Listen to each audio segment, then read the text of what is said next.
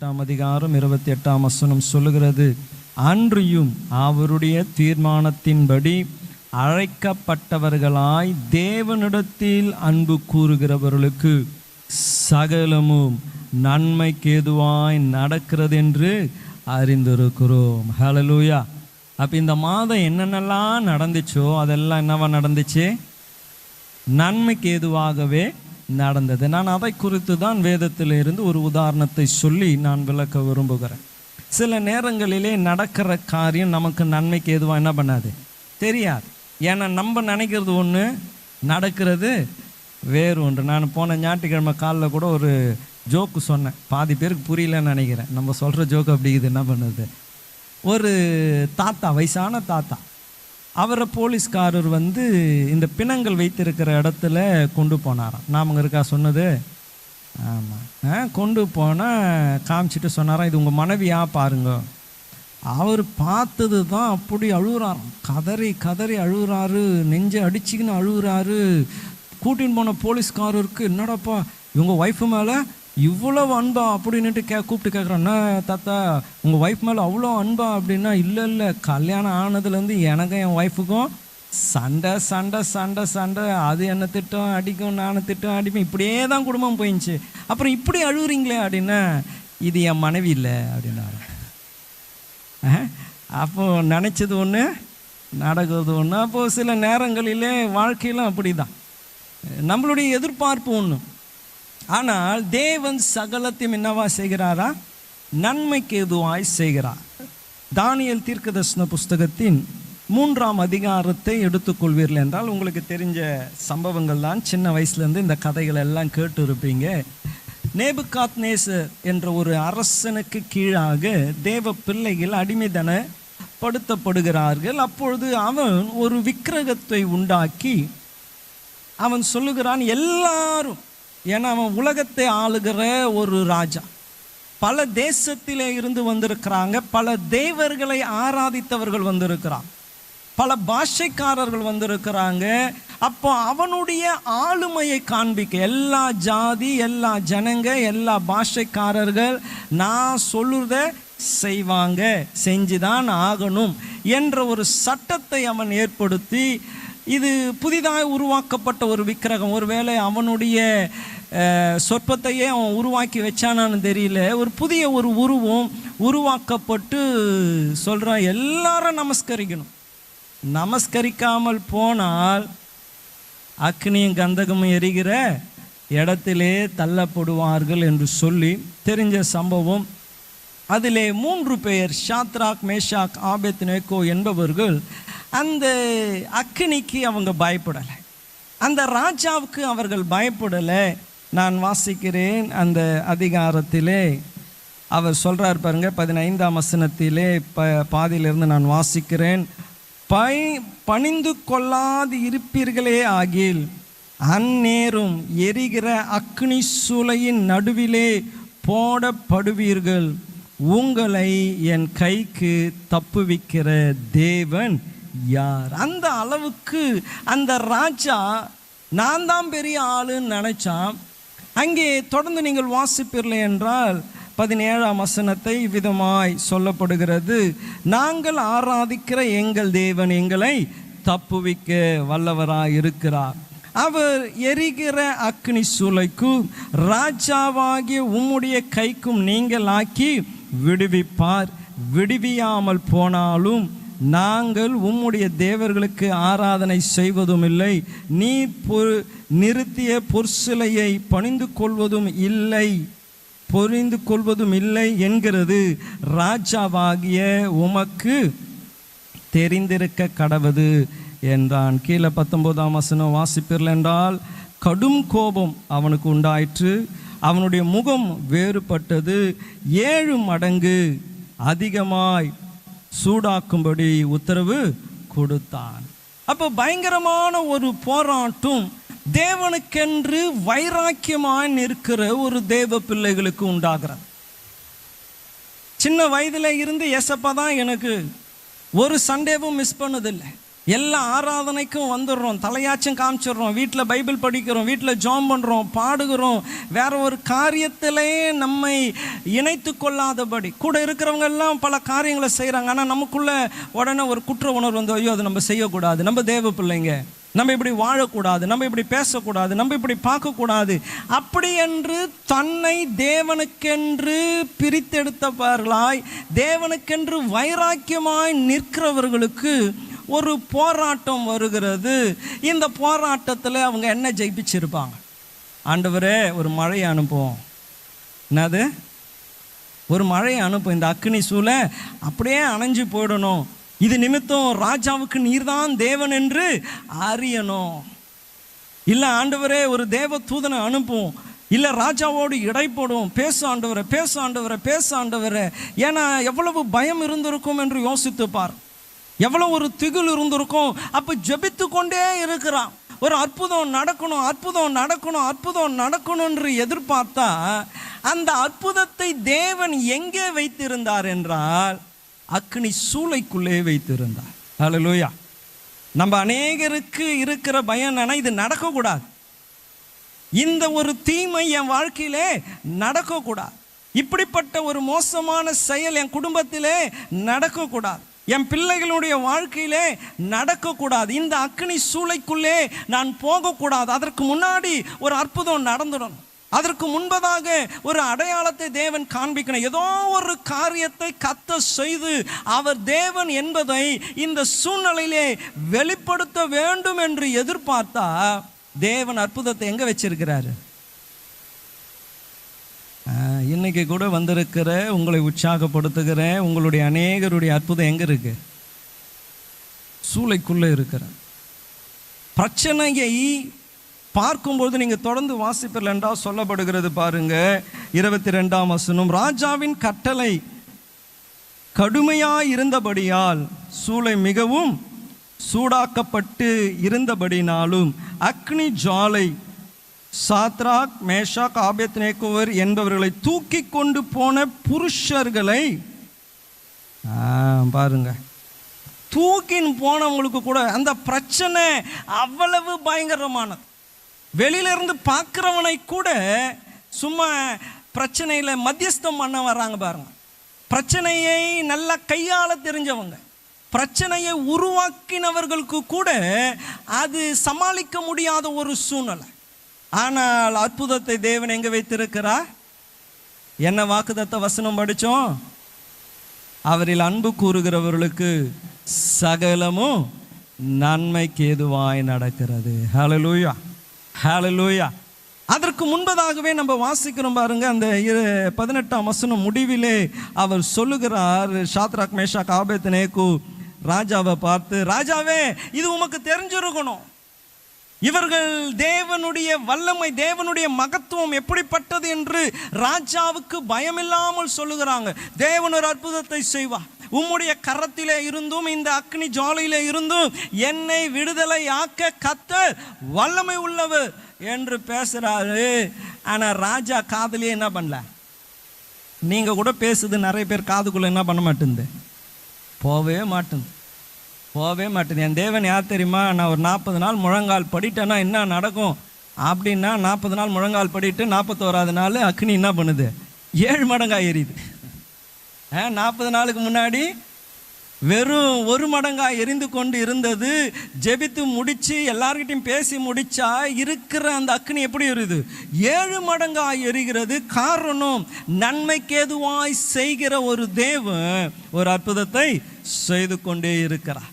எந்த மனுஷனுடைய வாயிலே இவர்கள் அழிந்து போக வேண்டும் என்று எண்ணினார்களோ அந்த மனுஷன் வாயிலேயே இந்த அற்புத சாட்சியை சொல்ல வேண்டும் என்று தேவன் முன்குறித்து வைத்திருந்தார். ஹல்லேலூயா, ஹல்லேலூயா. பாருங்க, இன்று இந்த உபத்திரவம் சோதனை என்று சொல்லும்பொழுது கிறிஸ்தவர்களுக்கு இயல்பான ஒன்றாய் இருக்க வேண்டும், அதை அனுபவிக்க கற்றிருக்க வேண்டும். வேதம் சொல்லுகிறது, உபத்திரவத்தை சோதனையை சகிக்கிற மனுஷன் பாக்கியவான்.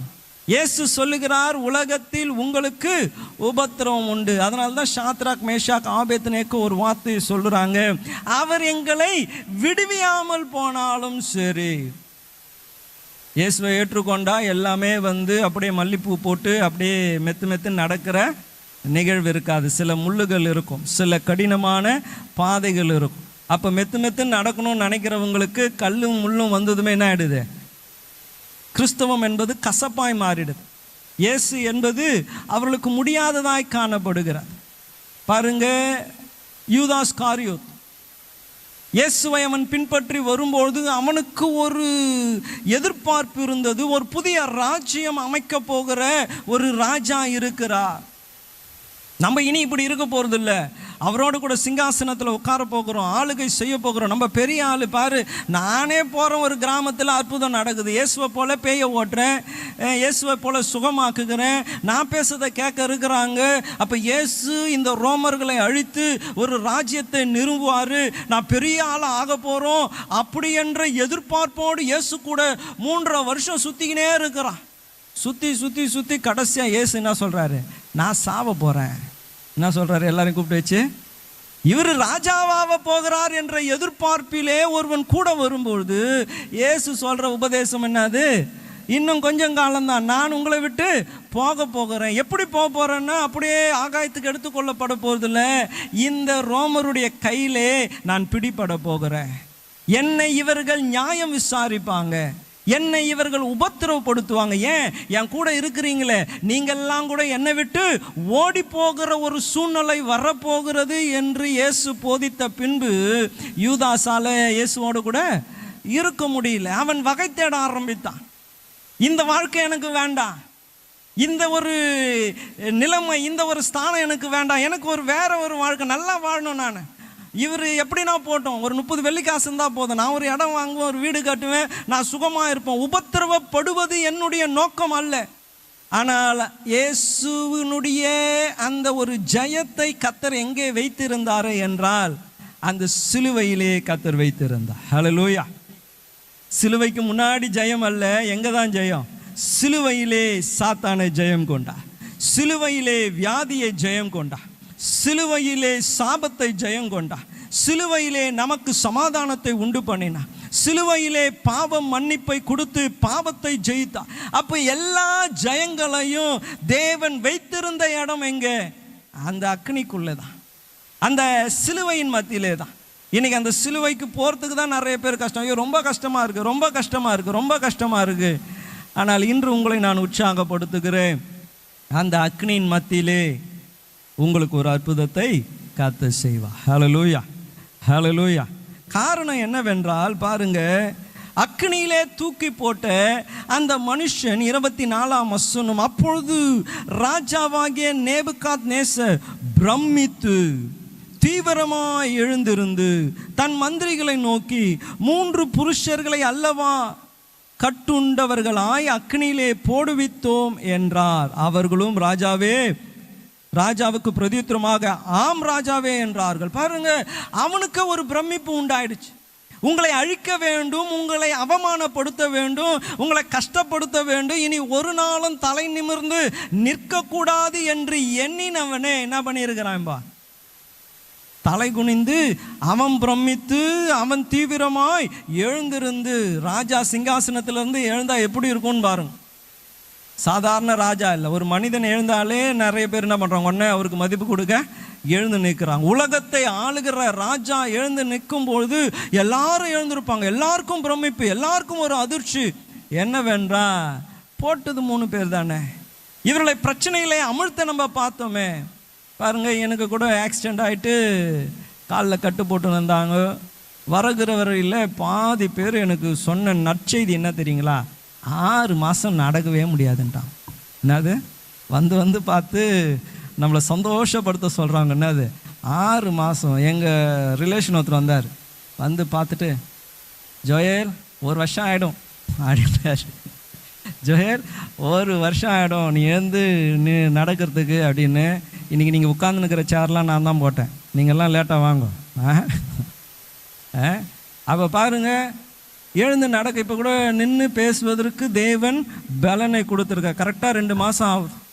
மே மாதம் 25ஆம் தேதி ஆக்சிடென்ட் நடந்துடுச்சு. நியர்லி 60 days 2 months ஆகிடுச்சு நின்று நடக்க. நம்ம சபையில் இதே போல் ஒருத்தருக்கு ஆக்சிடென்ட் ஆயிடுச்சு. அவரும் இதே போல் காலை நீட்டி வச்சு கட்டு போட்டுருந்தாங்க. அவர் அந்த காலை இப்படி மடக்கிறதுக்கு, சேரில் உட்கார்ற அளவுக்கு மடக்கிறதுக்கு 20 நாள் ஆச்சு.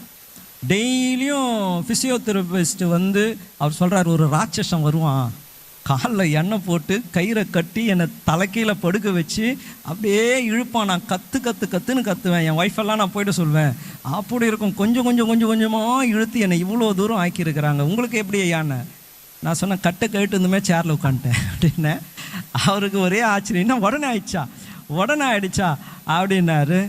பாருங்க, தேவன் அநேக பிரமித்து ஆச்சரியப்படத்தக்க அற்புதத்தை அக்னிக்குள்ளே வைத்திருக்கிறார். ஹல்லேலூயா. அவர்கள் நீங்கள் எரிந்து சாம்பலாக வேண்டும் என்று பார்க்க விரும்பினவர்கள், நீங்கள் தலை தூக்கக்கூடாது என்று எதிர்பார்த்தவங்க, நீங்கள் வெக்கப்படுகிறத அவமானப்படுகிறதை பார்த்து கையை தட்டி சிரித்து என்னை எதிர்த்தா இப்படி தான் ஆகும் என்று சொல்ல நினைத்தவங்க. ஆனால் தேவன் அந்த மனிதர்கள் என்ன செஞ்சாங்க? ஆச்சரியப்பட்டு பிரமித்து தீவிரமாக எழுந்து நிற்க கத்த செய்தார். ஹல்லேலூயா. இன்னைக்கு கூட உங்கள் வாழ்க்கையை பார்த்து அநேகர் என்ன பண்ண போகிறாங்க?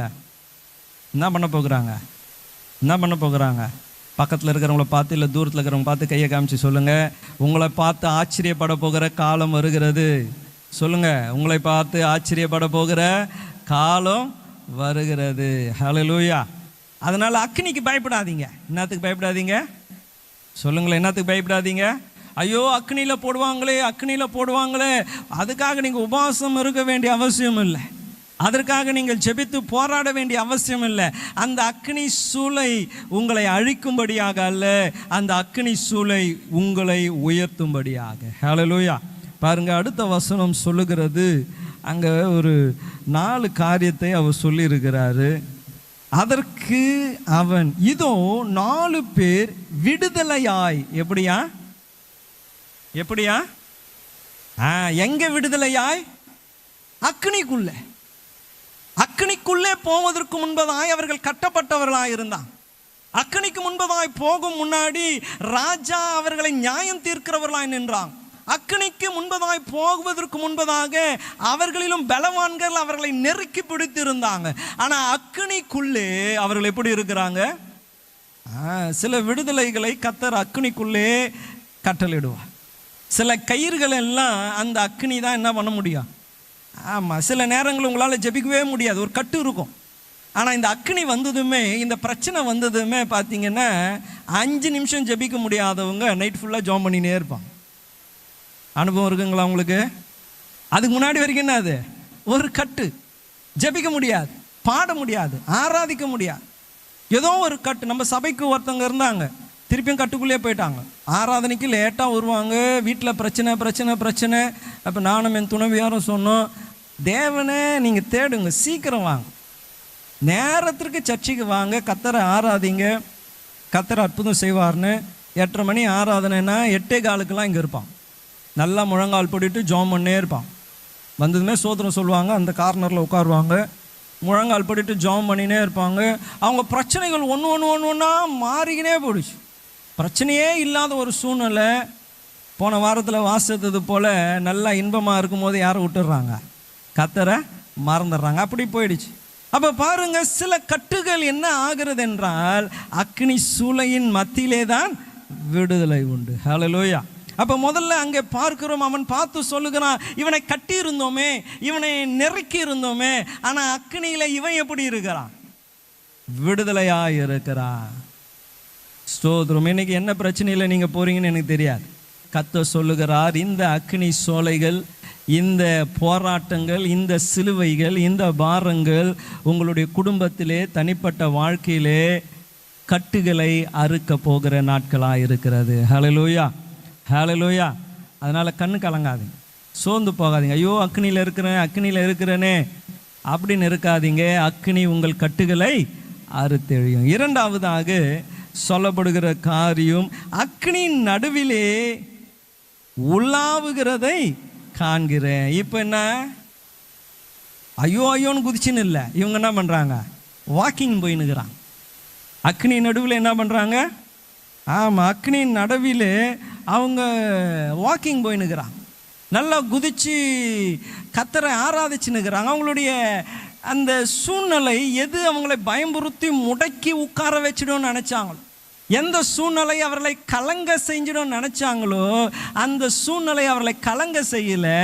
அக்னியின் நடுவிலே அவங்க என்ன பண்ணுறாங்க, பிரச்சனையின் மத்தியிலே அவர்கள் உலாவி கொண்டு இருக்கிறாங்க. பிரச்சனையின் மத்தியிலே அவர்கள் ஒரு இடத்துல அடைப்பட்டவர்களாக இல்லை.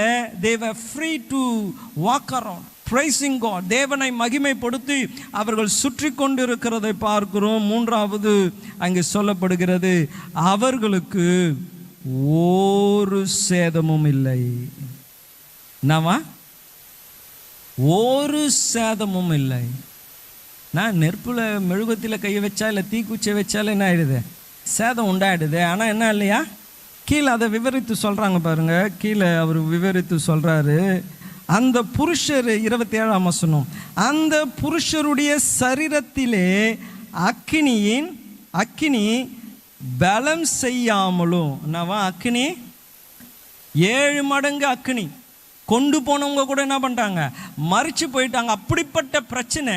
ஆனால் அந்த பிரச்சனை என்ன பண்ணல, பேலன்ஸ் செய்யாமல், அந்த பிரச்சனை அவர்களை என்ன பண்ணலை, ஆளுகை செய்யலை. அந்த பிரச்சனை அவர்களை மேற்கொள்ளணும்னு நினைச்சாலும் மேற்கொள்ள. நெருப்புக்கு ஒரு தன்மை இருக்கு. என்ன தன்மை, அது எரிக்கும். நம்மளுடைய சரீரத்தை மிகவும் உஷ்ணமாய் மாற்றும். ஆனால் அந்த தன்மையுடைய அந்த அக்னிக்கு என்ன பண்ண முடியல, பேலன்ஸ் செய்ய முடியல. அதனுடைய வேலையை கூட அந்த பிரச்சனையினால என்ன பண்ண முடியல, செய்ய முடியல. ரெண்டாவது சொல்லப்படுகிறது பாருங்க, அக்கினி பேலன்ஸ் செய்யாமலும் அவளுடைய தலைமயிறு கருகாமலும். இந்த நெருப்பு எரிஞ்சால் முதல்ல எரியுது என்னன்னா இந்த முடி தான் சொல்லுவாங்க. டக்குன்னு அந்த ஸ்பாஞ்ச் மாதிரி, அது பஞ்சு மாதிரி. நெருப்பு பட்டதுமே இந்த முடியெல்லாம் என்ன பண்ணுறோம், கண்ணில் இருக்கிறது, இந்த தலையில் இருக்கிறது. அதனால தான் இந்த எரிஞ்சவங்களுடைய சரீரங்களை பார்க்கும்போது மோஸ்ட்டாக இந்த மண்டைங்க, இந்த புருவம் இருக்கிற இடம், இதெல்லாம் தான் என்ன இருக்கும், ஒரு மாதிரி வெள்ளையாக இருக்கும். ஏன்னா முடி இருக்கிற இடம் ஒன்று என்ன பண்ணுறான், ஃபஸ்ட்டு பேன் ஆகிடும். அங்கே சொல்லப்படுகிறது அவளுடைய தலைமயிர் கருகாமலும். அப்போது ஃபஸ்ட்டு எது பேன் ஆகணுமோ அதுவே என்ன பண்ணல, பேன் ஆகல. மூன்றாவது சொல்லப்படுகிறது, அவருடைய சால்வைகள் சேதம் அடையாமலும். போட்டிருக்கிற ட்ரெஸ்ஸு துணியெல்லாம் என்ன பண்ணிடணும், எரிஞ்சிருக்கணும், எரியாமலும். அக்னியின் மனம், என்னது, நெருப்பு ஸ்மெல்லு கூட என்ன பண்ணலையா பாருங்க. இருக்கிற இடம் எப்படிப்பட்ட இடம், அங்கே சொல்லப்படுகிறது ஒரு சேதமும் இல்லாமல். ஹல்லேலூயா, ஹல்லேலூயா. இன்னைக்கு கூட நீங்கள் இருக்கிற அந்த அக்னி உங்களை ஒரு சேதமும் இல்லாமல் காக்கும். காரணம், 4வது ரீசன் அங்கே பார்க்கிறோம்.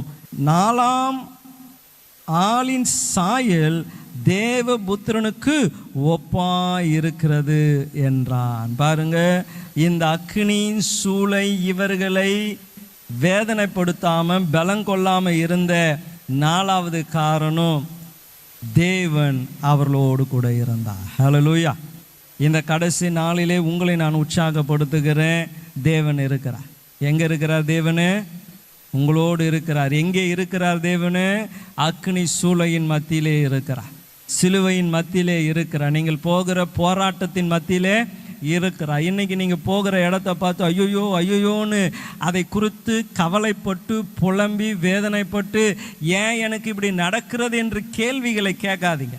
அந்த இடத்திலே உங்களுக்கு ஒரு அற்புதத்தை வைத்திருக்கிறார். வனாந்திரத்தில் தண்ணி இல்லை, தண்ணி இல்லை, தண்ணி இல்லை, தண்ணி இல்லை. ஆனால் ஒரு பாறை ஃபுல்லாக என்ன தான் இருக்கு, 20 லட்சம் பேர் குடிக்கிற தண்ணியோடு கூட இருக்கு. வனாந்திரம் தான் இருக்கிற இடம், அதே இடத்துல தண்ணி இருக்கு. ஆனால் அந்த சூழ்நிலையை பார்த்து நீங்கள் கஷ்டப்படாதீங்க. அந்த வனாந்திரத்திலே ஒரு அற்புதத்தை கர்த்தர் உங்களுக்காக என்ன பண்ணியிருக்கிறாரு, நியமித்திருக்கிறார். காரணம், அக்னி சூளையாய் மத்தியிலே இறங்கி வந்த அந்த தேவன் உங்கள் மத்தியிலே அவர் உலாவி கொண்டு இருக்கிறார். ஹல்லேலூயா. ஆகவே தான் நம்ம வாசித்தோம் வாக்குத்தத்த வசனம், ரோமர் 8ஆம் அதிகாரம் 28ஆம் வசனம் சொல்லுகிறது, அன்றியும் அவருடைய தீர்மானத்தின்படி அழைக்கப்பட்டவர்களா தேவனிடத்தில் அன்பு கூறுகிறவர்களுக்கு சகலமும் நன்மைக்கு ஏதுவாய் நடக்கிறது. இன்னைக்கு எங்கே நின்று இருக்கிறீங்க? ஒருவேளை ராஜா உங்களை நியாயம் தீர்த்து கொண்டு இருக்கலாம், ஒருவேளை கட்டப்பட்டு இருக்கலாம், உங்கள் நிமித்தம் கோபம் உண்டாகி 7 மடங்கு அக்னி சூளையை எரிய செய்திருக்கலாம். ஆனால் அந்த அக்னியின் மத்தியிலே அற்புதம் செய்கிற தேவன் உங்களோடு கூட இருக்கிறார். முடிவிலே நடந்த ஒரு காரியத்தை நான் சொல்லி நான் முடிக்கிறேன். சொன்னா கேட்கல இவன் ராஜா, என்ன பண்ண சொன்னா கேட்கல. நீங்க அறிஞ்சிருக்கணுமே, சுவிசேஷம் சொல்றாங்க, ஆனா இவன் காதல என்ன பண்ண மாட்டேன், ஏறவே மாட்டேன். எங்க தேவன் யார் தெரியுமா? உங்க கையில இருந்து இந்த அக்னி சூளையின் இல்ல இருந்த எங்களை தப்புவிக்க வல்லவர். ஆனா இவனுக்கு என்ன பண்ணல, ஏறவே இல்லை. ஆனா இப்பொழுது அந்த நேபுகாத்நேசர் சொல்லுகிறார், ஷாத்ராக் மேஷாக் ஆபேத்நேகோ 28ஆம் வசனம், என்பவர்களுடைய தேவனுக்கு ஸ்தோத்திரம். யார் மகிமைப்படுத்துறா இப்போ? இவனை அழிக்கணும்னு நினைச்சவன் மகிமைப்படுத்துகிறான். யார் மகிமைப்படுத்துகிறா இப்போ? இவனுடைய வீழ்ச்சியை பார்க்கணும்னு நினைச்சவன் மகிமைப்படுத்துகிறான். யார் மகிமைப்படுத்துறா இப்போ? முன்னாடி 1000 வாட்டி சொன்னோம், சர்ச்சுக்கு வாங்க, சர்ச்சுக்கு வாங்க, சர்ச்சுக்கு வாங்க. வீட்டில் இருக்கிறவங்க எத்தனை பேர்கிட்ட சொல்லியிருக்கிறோம்? அப்போல்லாம் என்ன பண்ணல, வரவே இல்லை, காதுக்குள்ள போகவே இல்லை. ஆனால் நீங்கள் அக்னியில இருந்தது நிமித்தம் இவன் சொல்லுகிறான், என்ப தேவனுக்கு ஸ்தோத்திரம். அவர்கள் தங்களுடைய தேவனை தவிர வேற தேவனை சேவித்து பணியாமல் அவரையே நம்பி ராஜாவின் கட்டளையை தள்ளி தங்கள் சரீரங்களை ஒப்பு கொடுத்ததினாலே அவர் தமது தூதனை அனுப்பி தம்முடைய தாசரை விடுவித்தார். ஆதலால் ஷாத்ராக் மேஷாக் ஆபேத்நேகோ என்பவர்களுடைய தேவனுக்கு விரோதமாய் தூஷண வார்த்தைகளை சொல்லுகிற எந்த ஜனத்தானும் எந்த ஜாதியானும் எந்த பாஷைக்காரனானாலும் துண்டித்து போடப்படுவான். அவன் வீடு எருக்களமாக்கப்படும் என்று என்னாலே தீர்மானிக்கப்படுகிறது. இவ்விதமாய் ரட்சிக்கத்தக்க தேவன் வேறொருவரும் இல்லை. சொன்னா கேட்காதவன் பார்த்தே மனம் திரும்பிட்டான். என்னது? சொன்னா கேட்காதவன். அதுதான் கர்த்தர் அப்போஸ்தலர் நடபடிகள் 1:8 சொல்லுகிறார், பரிசுத்த ஆவியானவர் உங்கள் மேல் வரும்போது நீங்கள் சாட்சிகளாக இருப்பீர்கள். நீங்கள் சாட்சி சொல்லணும்னு அவசியமே இல்லை. அந்த உபத்திரவத்திலே மற்றவங்க வேற மாதிரி நடந்திருப்பான், வேற மாதிரி பேசியிருப்பான், வேற மாதிரி புலம்பி இருப்பான், வேற மாதிரி செயல் செஞ்சிருப்பான். ஆனால் அந்த சூழ்நிலைகளை உங்களை பார்க்குற நிறைய பேர் இருக்கிறாங்க. நான் அடிக்கடி சர்ச்சில் சொல்லுவேன், நீங்கள் செய்கிற காரியத்தை யாரோ ஒருவர் ரகசியமாக என்ன பண்ணுறாங்க, பார்த்துக்கினே தான் இருக்கிறான். உங்களுக்கு தெரியாது, யாரோ ஒரு சீக்ரெட் ஃபாலோவர்ஸ் இருக்கிறான். நீங்கள் செய்கிற காரியம், பேசின காரியம், பண்ணுற காரியம் எல்லாத்தையும் பார்த்துக்கினே இருக்கிறான். அப்போ அவர்களுக்கு நீங்கள் எப்படிப்பட்ட எடுத்துக்காட்டாக இருக்கிறீங்க? இந்த ஷாத்ராக் மேஷாக் ஆபேத்நேகோ ஒரு ராஜாவின் மனதை மாற்றினார். சொன்னா ஏற்றுக்கொள்ளாதவன் இப்போ என்ன பண்ணா, பார்த்து அவனே எல்லாருக்கும் சொல்கிறான், உலகத்தில் இருக்கிற எல்லாருக்கும் சொல்கிறான், ஜாதி ஜனங்களுக்கு எல்லாருக்கும் சொல்லுகிறான், ஷாத்ராக் மேஷாக் ஆபேத்நேகோ என்பவர்களுடைய தேவனுக்கு ஸ்தோத்திரம். ஹல்லேலூயா, ஹல்லேலூயா. இந்த நாளிலே வந்திருக்கிற உங்களை உற்சாகப்படுத்துகிறேன், அக்னி நல்லது தான்.